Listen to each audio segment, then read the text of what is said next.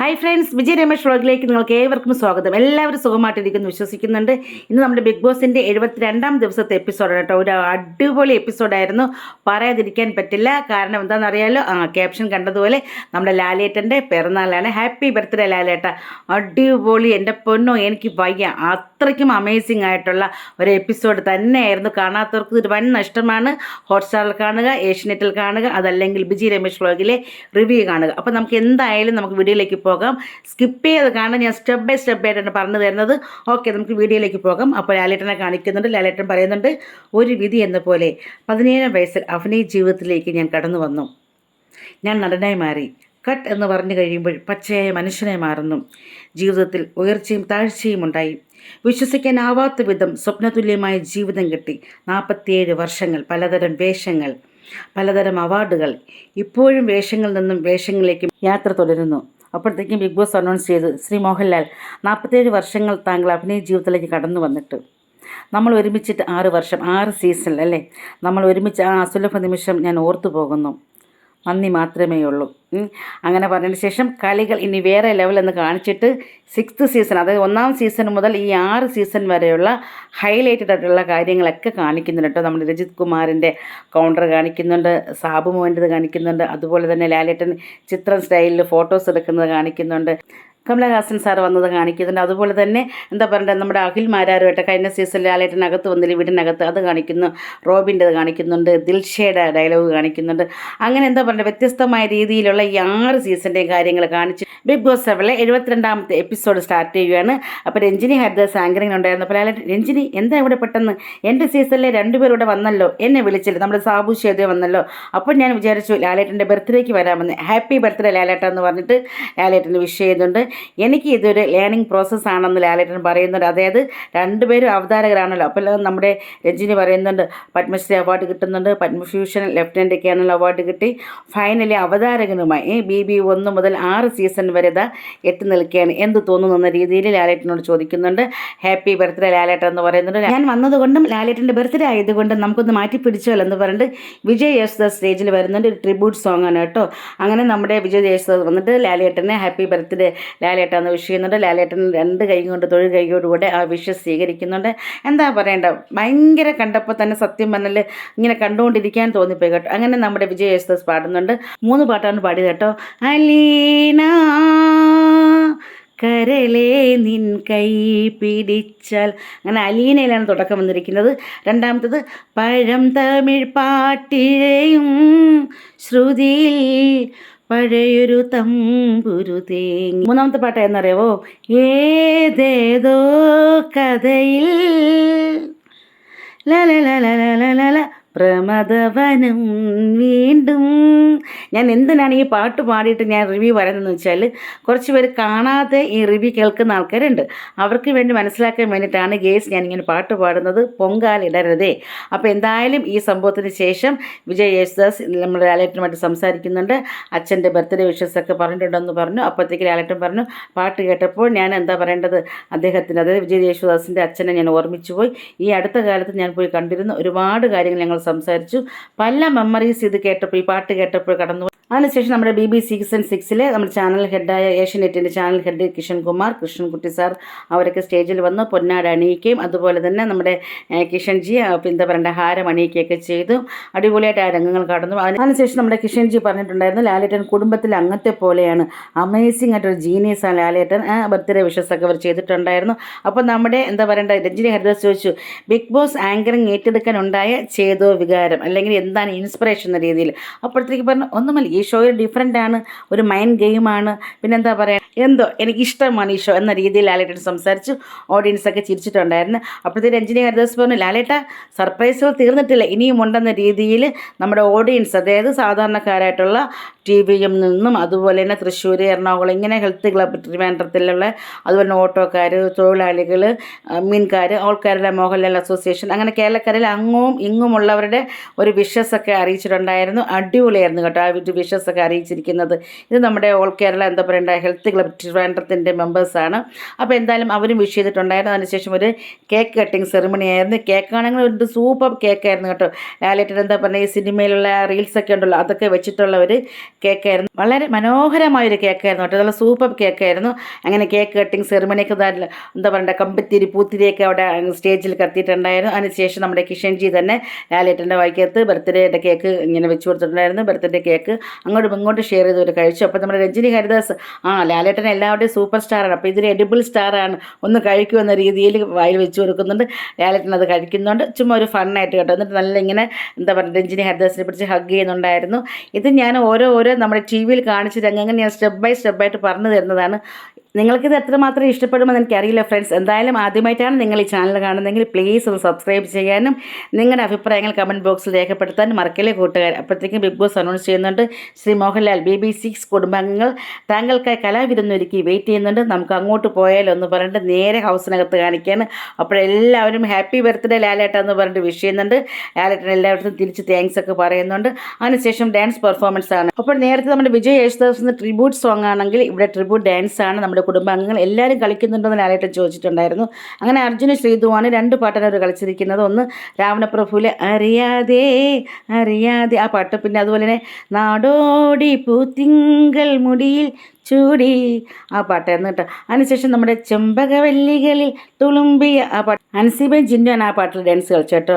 അതിനുശേഷം ചെല്ലത്താമരെ ചെറുതിരി ചുണ്ടിൽ നമ്മുടെ നോറ ആ പാട്ടാണ് കളിച്ചിരിക്കുന്നത്. അതിനുശേഷം അന്തിപ്പൊൻ വെട്ടം അത് അഭിഷേക് ശ്രീകുമാർ നോറയും കളിച്ചിരിക്കുന്നു. അതിനുശേഷം നമ്മുടെ ജിൻഡോയും അപ്സരയും കൂടി ഡാൻസ് കളിച്ചിരിക്കുന്നു. കൈതപ്പൂവിൻ ആ പാട്ടുണ്ടല്ലോ അതാണ് കളിച്ചിരിക്കുന്നത്.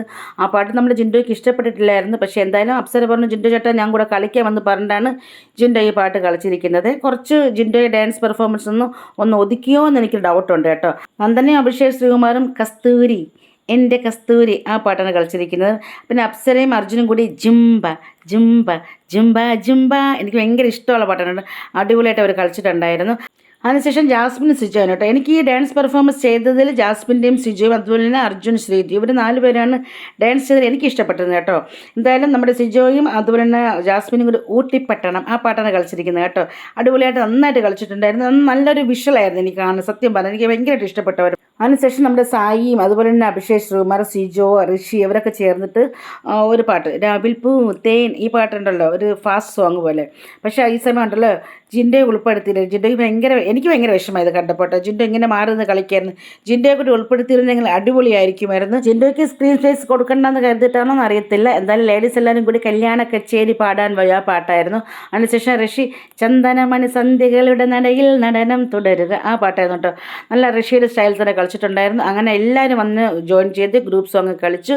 ഹാപ്പി ബർത്ത്ഡേ ലാലേട്ട എന്നൊക്കെ പറഞ്ഞിട്ട് അടിപൊളിയായിട്ട് എന്താ പറയണ്ട ആ ഒരു ട്രിബ്യൂട്ട് ഡാൻസിൻ്റെ പെർഫോമൻസും അവസാനിച്ചു. അപ്പോൾ നമ്മുടെ Bigg Boss announce Shri Mohanlal ഇവർക്ക് എന്താ പറയണ്ട കുറച്ച് സിനിമ ഡയലോഗുകൾ കൂടി പങ്കുവയ്ക്കാറുണ്ട്. അപ്പോൾ അവർക്ക് ഇഷ്ടപ്പെട്ട സിനിമകൾ ഓരോരുത്തർക്ക് ഇഷ്ടപ്പെട്ട സിനിമകളെ കുറിച്ചിട്ടുള്ള കഥകൾ പങ്കുവയ്ക്കുന്ന റൗണ്ടായിരുന്നു കേട്ടോ. പക്ഷേ എനിക്ക് ജിൻഡോ 6 തമ്പുരാൻ ജിൻഡോയ്ക്ക് ഇഷ്ടപ്പെട്ട സിനിമ എന്ന് പറയുന്നത് അടിപൊളിയായിട്ട് ജിൻഡോ തകർത്തിട്ടുണ്ട് കേട്ടോ. ഓരോ എന്താ പറയേണ്ട ഡയലോഗ് ഇങ്ങനെ 1 by 1 ആയിട്ട് പറഞ്ഞപ്പോൾ ലാലേട്ടൻ ഇങ്ങനെ അതിശയത്തോടെ നോക്കി നിൽക്കുകയായിരുന്നു. എന്തായാലും ജിൻഡോയ്ക്ക് എന്താ പറയുക ഡാൻസ് പെർഫോമൻസ് ചെയ്യാനൊരു അവസരം കൊടുത്തില്ലെങ്കിലും ജിൻഡോയ്ക്ക് കിട്ടിയ അവസരം 6 തമ്പുരാൻ്റെ സിനിമ പറഞ്ഞ് ആ കഥ പറഞ്ഞിട്ട് അടിപൊളിയായിട്ട് അവതരിപ്പിച്ചു. ലാലേട്ടൻ പറഞ്ഞു നമുക്ക് എന്ത് ചെയ്യുമെങ്കിലും ഗുരുത്വം വേണം മോനെ. അപ്പോൾ ആ ഒരു സിനിമ എന്ന് പറയുമ്പോഴത്തേക്ക് ഓരോരോ സിനിമയിലും ആ സിനിമയുടെ ഡയറക്ടറും അതുപോലെ തന്നെ അതിൽ പ്രവർത്തിച്ചവർക്കൊക്കെ എന്താ പറയുക നന്ദി പറഞ്ഞുകൊണ്ട് തന്നെയാണ് ആ രംഗം കടന്നുപോയത്. അതിനുശേഷം ലാലേട്ടൻ നിങ്ങൾക്ക് കേക്ക് കൊടുത്തിട്ടുണ്ട്, നിങ്ങൾ കേക്ക് കട്ട് ചെയ്ത് കഴിക്കുക. അപ്പോഴത്തേക്കും നമ്മുടെ നോറയും അതുപോലെ തന്നെ അൻസിബയും കൂടി ലാലേട്ടന് വേണ്ടിയിട്ട് സ്പെഷ്യലായിട്ട് പാലട അതായത് എന്താ പറയുക ബസ്മതി റൈസിൻ്റെ പായസം ഉണ്ടാക്കി വെച്ചിട്ടുണ്ടായിരുന്നു. അപ്പോൾ അത് ലാലേട്ടൻ കഴിക്കുന്നുണ്ടായിരുന്നു. അപ്പോഴത്തേക്കും നമ്മുടെ അൻസിബയ്ക്കും നോറയ്ക്കും ഭയങ്കര സന്തോഷമായിരുന്നു കേട്ടോ. അങ്ങനെ ഇത്രയും സമയം എന്താ പറയേണ്ടത് ഈ വീഡിയോയിൽ നിങ്ങൾ കണ്ട് മനസ്സിലാക്കിയ കാര്യങ്ങൾ മറക്കണ്ട. ട്രിബ്യൂട്ട് സോങ്ങും ട്രിബ്യൂട്ട് ഡാൻസും അതുപോലെ ലാലേട്ടൻ്റെ സിനിമയിൽ ഇഷ്ടപ്പെട്ട ഓരോ കഥാപാത്രങ്ങളും സിനിമ ഏതാണെന്നുള്ളത് കണ്ടസ്റ്റൻറ്റ് പറയുന്ന റൗണ്ടാണ് കഴിഞ്ഞു പോയത് കേട്ടോ. അതിനുശേഷം ലാലേട്ടൻ പറഞ്ഞു ഒന്ന് സ്റ്റോർ റൂം വരെ പോയി ഒരു പുതിയ വൈൽഡ് കാർഡ് എൻട്രി വന്നിട്ടുണ്ടെന്ന രീതിയിൽ കേട്ടോ. നമ്മുടെ വിജയ് യേശുദാസാണ് ഒരു പെർഫോം ചെയ്യാനായിട്ടാണ് ബിഗ് ബോസ് ഹൗസിനകത്ത് വന്നത്. ബിഗ് ബോസ് ആണെങ്കിൽ നമ്മുടെ വിജയ് യേശുദാസിനെ സ്വാഗതം ചെയ്തിട്ടുണ്ടായിരുന്നു. അപ്പം നിങ്ങൾക്കൊരു എൻ്റർടൈൻമെൻറ്റിന് വേണ്ടിയിട്ടാണ് വിജയ് വന്ന രീതിയിൽ ഒരു അടിപൊളി സോങ് പാടിയിട്ടുണ്ട്. സോങ് വേറെ ഒന്നുമല്ല തൂ ബഡി മാഷാ അല്ലാ കാഹേ അബ്ദുള്ള തേര ജലുവ സുവനല്ല ടരരരരൻ ടരരരര. എനിക്ക് ഭയങ്കര ഇഷ്ടമുള്ള പാട്ടാണ് കേട്ടോ. ഞാൻ ടി വിയുടെ മുന്നിൽ ഡാൻസ് കളിക്കുകയും ചെയ്തു. സത്യമായിട്ട് ഞാൻ കളിച്ചിട്ടുണ്ടായിരുന്നു. അത്രയ്ക്ക് ഈ പാട്ടൊക്കെ കേട്ടാൽ എങ്ങനെ കളിക്കാതിരിക്കാൻ പറ്റുക. എന്തായാലും ഒരു ബ്രേക്ക് എടുക്കുക എന്ന് പറഞ്ഞതിന് ശേഷം ലാലേട്ടൻ ബ്രേക്ക് എടുക്കുന്നുണ്ട്. അതിനുശേഷം രഞ്ജിനി ഹരിദാസ് സ്റ്റേജിൽ വരുന്നുണ്ടായിരുന്നു. അപ്പോഴേക്കും ലാലേട്ടൻ ഓടാൻ നിൽക്കുന്നതായിരുന്നു. അപ്പോഴത്തേക്കും രഞ്ജിനി ഹരിദാസ് പറഞ്ഞു, അയ്യോ ഓടല്ലേ, എന്നെ കാണുമ്പോൾ എന്തിനാ ഓടുന്ന രീതിയിൽ കേട്ടോ. അതിനുശേഷം നമ്മുടെ വീണ്ടും കിഷൻ കുമാർജിയെ സ്റ്റേജിലേക്ക് വിളിക്കുന്നുണ്ട്. അത് ഓരോ മലയാളിക്കും ലാലേട്ടൻ എത്രമാത്രം പ്രിയപ്പെട്ടതാണല്ലേ. അപ്പോൾ അതുപോലെ ലാലേട്ടൻ്റെ കൈയക്ഷരം വളരെ മികച്ചതാണെന്ന് പറഞ്ഞിട്ട് ഇത് ഏട്ടൻ ഫോണ്ട്, അതായത് സ്നേഹത്തിൻ്റെ ഉപകാരമായിട്ട് ഇനി എല്ലാവർക്കും ആ ഫോണ്ട് യൂസ് ചെയ്യാം കേട്ടോ. www.a10.phone.com എന്ന രീതിയിലാണ് കേട്ടോ. ട്രിവാൻഡ്രം ബേസ്ഡ് ഒരു കമ്പനിയാണ് ഇത് ഫോം ചെയ്തിരിക്കുന്നത്. അപ്പോൾ അതിൻ്റെ ഒരു വീഡിയോ വിഷ്വൽ കാണിച്ചിട്ടുണ്ടായിരുന്നു. ഇപ്പോൾ ലാലേട്ട പിറന്നാൾ ആശംസകൾ എന്ന രീതിയിൽ എഴുതി കാണിക്കുന്നുണ്ടായിരുന്നു. എന്താ പറയണ്ടല്ല, ലോകത്തിൽ തന്നെ ഇത് ആദ്യമായിട്ടാണ് ഇങ്ങനൊരു എന്താ പറയണ്ട ഒരു ഫോണ്ട് കേട്ടോ, ഏട്ടൻ മലയാളം ഫോണ്ട് എന്ന രീതിയിൽ. രഞ്ജിനി പറഞ്ഞു ഈ ഫോണ്ട് വെച്ച് ലവ് ലെറ്ററൊക്കെ എഴുതണം.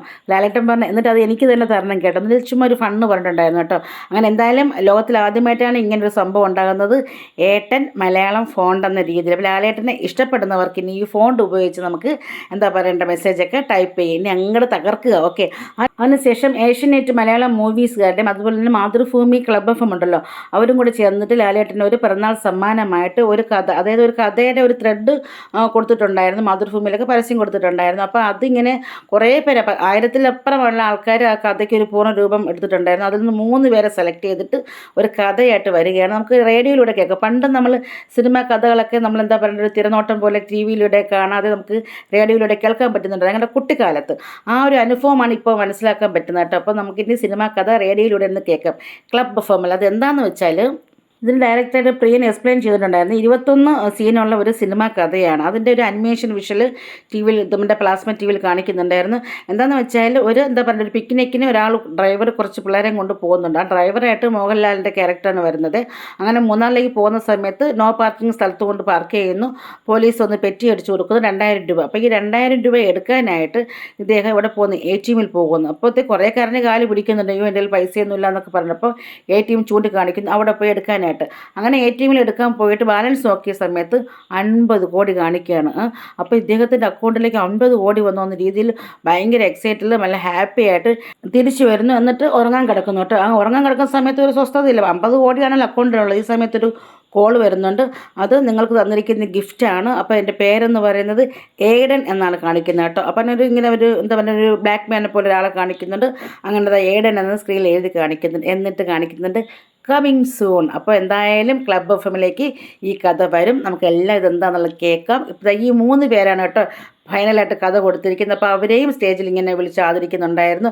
എന്തായാലും അടിപൊളിയായിട്ട് ആ രംഗങ്ങളെല്ലാം കഴിഞ്ഞുപോയി. എന്താ പറയേണ്ടത്, കണ്ണിനും കാതിനും കുളിർമയേകുന്ന രംഗങ്ങൾ തന്നെയാണ് ഇന്ന് ബിഗ് ബോസ് ഹൗസിൽ നടന്നിരിക്കുന്നത്. എന്നിട്ട് നമ്മുടെ ഹൗസിനകത്തുള്ള മെമ്പേഴ്സിന് വന്നിട്ട് ഇവർ ആദ്യം പോയല്ലോ, മാർച്ച് 9-ാം തീയതി പോയില്ലേ, അപ്പോൾ ലാലേട്ടനുമായിട്ട് ചേർന്ന് ഫോട്ടോസ് എടുത്തിട്ടുണ്ടല്ലോ. അപ്പോൾ ആ ഫോട്ടോസാണ് ഇവർക്ക് ഗിഫ്റ്റായിട്ട് കൊടുത്തിരിക്കുന്നത് കേട്ടോ. അപ്പോൾ ഇതിൽ നിങ്ങൾ എത്ര പേരാണ് എൻ്റെ അടുത്ത് വാക്ക് പറഞ്ഞിട്ട് പോയതല്ലേ, നല്ല രീതിയിൽ കളിച്ച് കപ്പുമായിട്ട് വരും. അപ്പോൾ അതിൽ ആരൊക്കെയാണ് ഇതിൽ കളിക്കുന്നത്, എന്തൊക്കെയാണ് നമുക്ക് നാളെ അറിയാം. നാളെ എന്തായാലും എവിക്ഷനുണ്ട്. പിന്നെ മാത്രമല്ല നിങ്ങളുടെ ഹൗസ് മെമ്പേഴ്സൊക്കെ വീട്ടിൽ വന്നിട്ട് പോയ രംഗങ്ങളെല്ലാം കണ്ടു. നമുക്ക് അതിനെക്കുറിച്ചും സംസാരിക്കും എന്ന് പറഞ്ഞുകൊണ്ട് ലാലേട്ടൻ അവരോട് ബൈയൊക്കെ പറഞ്ഞിട്ട് പിന്നെ ഓഡിയൻസിനോട് സംസാരിക്കുന്നുണ്ട്. നിങ്ങളെല്ലാവരും അല്ലേ, ലോകത്തിൻ്റെ എമ്പാടുമുള്ള മലയാളികളായാലും എല്ലാ ആൾക്കാരും ഹൃദയത്തിൻ്റെ ആഴങ്ങളിൽ നിന്നും എല്ലാവരോടും ഒത്തിരി നന്ദി പറയുന്നുണ്ട്. നമുക്ക് നാളെ കാണാം. ബൈ, ഗുഡ് നൈറ്റ് എന്ന് പറഞ്ഞിട്ട് ലാലേട്ടൻ കടന്നു പോകുന്നതോടുകൂടി ഇന്നത്തെ എപ്പിസോഡ് 72-ാമത്തെ എപ്പിസോഡ് ഇവിടെ വൈൻഡപ്പ് ആയിരിക്കുകയാണ്. അപ്പോൾ എനിക്കിനി കുറച്ച് കാര്യം നിങ്ങൾക്ക് പറയാനുള്ളത്, നമ്മുടെ കുട്ടിക്കാലത്ത് പണ്ടത്തെ ആ ഒരു നാട്ടിൻപുറത്തൊക്കെ താമസിക്കുന്നവർക്ക് മനസ്സിലാകും. അതായത് നമ്മുടെ വീട്ടിനകത്ത് ചിലപ്പോൾ TV കാണാത്ത വീടുകളുണ്ടല്ലോ. അപ്പോൾ അവരൊക്കെ നമ്മൾ അടുത്ത വീടുകളിൽ TV കാണാൻ പോകും. ഇപ്പോൾ TV കാണാൻ പോകുമ്പോഴത്തേക്ക് നമ്മൾ ഓരോരോ സിനിമകൾ ഇങ്ങനെ മോഹൻലാലിൻ്റെ സിനിമയാണോ മമ്മൂട്ടിയുടെ സിനിമയാണോ നമ്മൾ നോക്കിയിരിക്കും. ലാലേട്ടൻ്റെ സിനിമയാണെങ്കിൽ മമ്മൂക്കയുടെ സിനിമയാണ് നമ്മൾ ഓടി കാത്തിരിക്കും. ഞായറാഴ്ച ദിവസമാണല്ലോ സിനിമ വരുന്നത്. അങ്ങനെ ഞാനും കാത്തിരുന്ന് പണി കിട്ടിയ ഒരു സംഭവം ഉണ്ടായിട്ടുണ്ട്. ഏതെന്നറിയാമോ, എനിക്ക് ഇഷ്ടപ്പെട്ട ഒരു സിനിമകളിൽ നമുക്ക് പാർക്കാൻ മുന്തിരി തോപ്പുകൾ. അപ്പോൾ എൻ്റെ കസിൻസൊക്കെ ആയിട്ട് ഞങ്ങളുടെ വീട്ടിൽ TV ഇല്ല. അപ്പോൾ അടുത്ത വീട്ടിൽ പോയിട്ട് TV കാണുന്നത്. അപ്പോൾ അവിടെ പോയിട്ട് വരൂ പ്രിയെ, നമുക്ക് അവിടെ വെച്ച് ഞാൻ നിനക്ക് എൻ്റെ പ്രേമം തരും എന്ന് പറഞ്ഞൊരു ഡയലോഗ് ഉണ്ടല്ലോ. ദൈവമേ, എൻ്റെ കഷ്ടകാലത്ത് ഞാൻ ആ ഒരു ഡയലോഗ് എൻ്റെ ബുക്കിൽ എഴുതി വെച്ചു. എൻ്റെ കസിൻസ് കണ്ടു, അത് ഔട്ടാക്കി. എൻ്റെ അച്ഛൻ്റെ നിന് കിട്ടാത്ത തല്ലൊന്നുമില്ല. അങ്ങനെ 7-ാം ക്ലാസ്സിൽ പഠിക്കുന്ന സമയത്ത് പ്രേമലേഖനം കൊടുത്തു എന്നുള്ള ഒരു എന്താ പറയണ്ടേ, അങ്ങനത്തെ ഒരു ടാഗ് ലൈനും എൻ്റെ ജീവിതത്തിൽ വന്നിട്ടുണ്ട്. അപ്പോൾ എന്തായാലും ഈ റൗണ്ട് കഥ പറയുന്നത് ഇങ്ങനെ ഓരോരുത്തർ ഇഷ്ടപ്പെടുന്ന സിനിമ പറഞ്ഞ സമയത്ത് എൻ്റെ മനസ്സിൽ ഓടിപ്പോയത് ഈ നമുക്ക് പാർക്കാൻ മുന്തിരി തോപ്പുകൾ ഉൾക്കൊള്ളുന്ന സിനിമയാണ് കേട്ടോ. അപ്പോൾ എന്തായാലും ലാലേട്ടന് എന്താ പറയുക ഒത്തിരി ആരോഗ്യ സൗഖ്യം ഈശ്വരൻ കൊടുക്കട്ടെ. നല്ലൊരു ഹാപ്പി ബർത്ത്ഡേ ഞാൻ വിഷ് ചെയ്യുന്നുണ്ട്. ഇത്രയും സമയം വീഡിയോ കണ്ട നിങ്ങൾക്ക് ഏവർക്കും ഹൃദയത്തിൻ്റെ ഭാഷയിൽ ഒത്തിരി നന്ദിയുണ്ട്.